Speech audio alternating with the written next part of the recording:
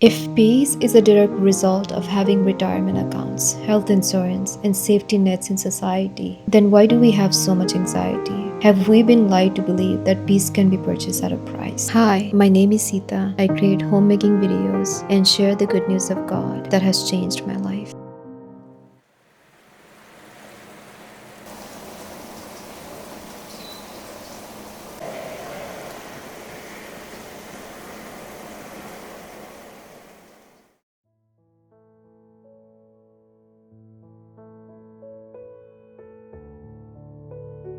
I'm thankful for the health insurance, the police officers who work tirelessly to keep our society safe, and I'm glad that these things exist. But this peace is based on circumstances. The moment our health insurance, job, or the basic safeties are at risk, our peace gets hindered, and instead of peace, we end up with anxiety. That weighs down our heart.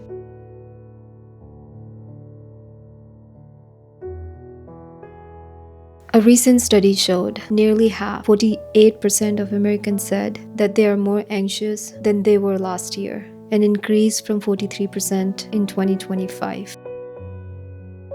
By no means I'm saying that people in the US are more anxious than other countries, but it just simply means that there have been more studies done here.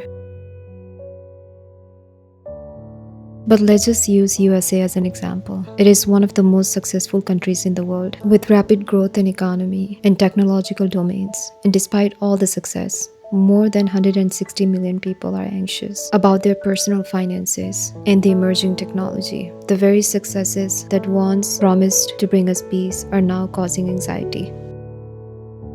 And I'm not trying to scare you or make you feel more anxious with these numbers. But to be cured from a disease, we must look at the scan, no matter how bad it is. In the same way, healing comes not by pretending you are well, but by knowing the need to see a doctor. And I say this from a personal experience. I have battled with anxiety myself. For years, I ignored it by always keeping myself busy. I was a workaholic, which helped a lot to not have to deal with any of the mental health stuff.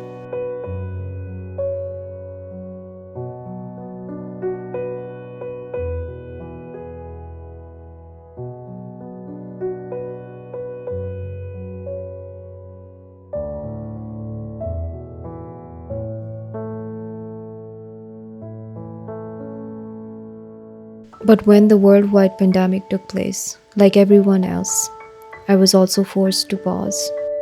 And that sudden stillness showed me how sick I was and how much help I'm going to need to get well. In Mark 2:17, Jesus said, "It is not the healthy who need a doctor, but the sick. I have not come to call the righteous, but the sinners."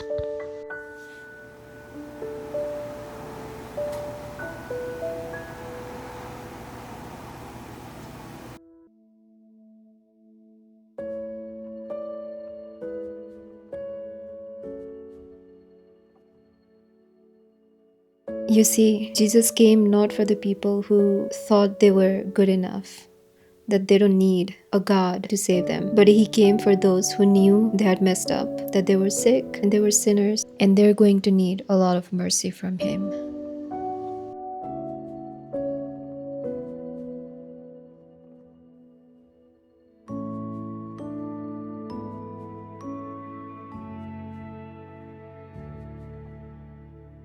When we humble ourselves and ask God for help, He will heal us, whether it is from fear, anxiety, or depression.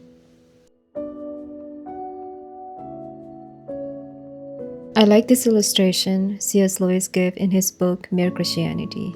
He said, "When I was a child, I often had toothache, and I knew that if I went to my mother, she would give me something which would deaden the pain for that night and let me get to sleep. But I did not go to my mother, at least not till the pain became very bad. And the reason I did not go was this. I did not doubt she would give me the aspirin, but I knew she would also do something else. I knew she would take me to the dentist next morning. I could not get what I wanted out of her without getting something more, which I did not want. I wanted immediate relief from my pain, but I could not get it without having my teeth set permanently right. And I knew those dentists. I knew they started fiddling about with all sorts of other teeth which had not yet begun to ache.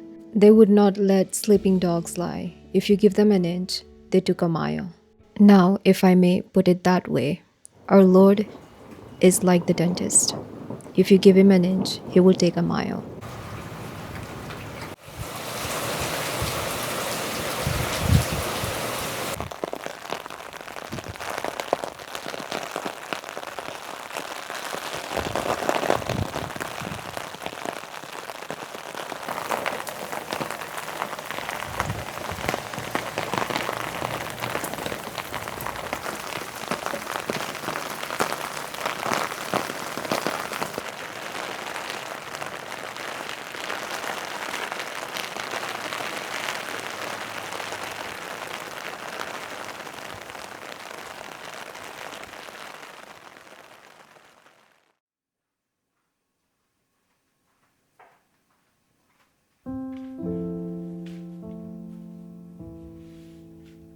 You see, avoiding the dentist only makes the pain worse. You can try to numb the pain temporarily, but God's desire is to give us a full treatment.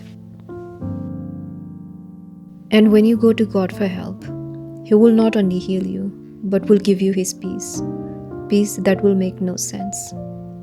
The anxious thoughts that once terrified you no longer has its power over you, because God's peace will guide you into safety. The peace God gives is a person, and His name is Jesus. The kind of peace He gives is not circumstantially based. It is peace in bad circumstances, in tribulation, in no health insurance, and in police breakdown, in societal breakdown. It's in these things that we have peace, the peace that makes no sense. In John 14:27, Jesus said, "I'm leaving with you a gift, peace of mind and heart. And the peace I give you is a gift the world cannot give. So don't be troubled or afraid."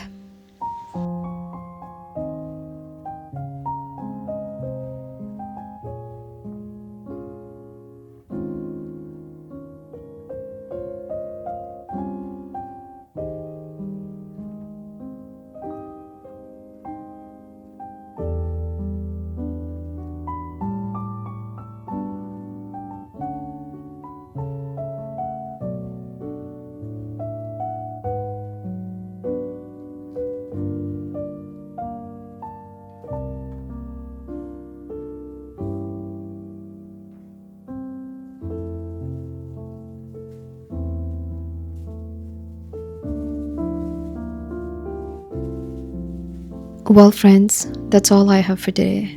Thank you for spending some time with me. I will see you in the next video. Goodbye now.